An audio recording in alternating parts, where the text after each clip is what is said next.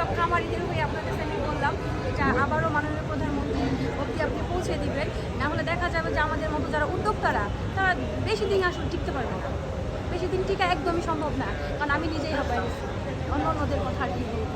এই না বিষয়টা ঠিক আছে, নজরে এটা রাখবেন। আসলে ওর দাবি যথাযথই, কারণ আসলে ও একজন নারী উদ্যোক্তা।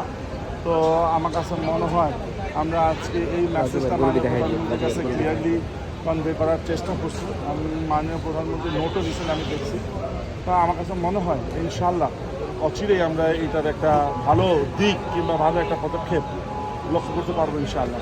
তাহলে আমরা কি বলতে পারি আপনারা যেই উদ্দেশ্যে মাননীয় প্রধানমন্ত্রীকে নিয়ে এসেছেন সেই উদ্দেশ্যে আপনারা শতভাগ সফল হয়েছেন? আমরা একটা জিনিস আমরা বলবো, সেটা হচ্ছে কি, আমরা খামারিদের মেসেজ সরাসরি খামারিদের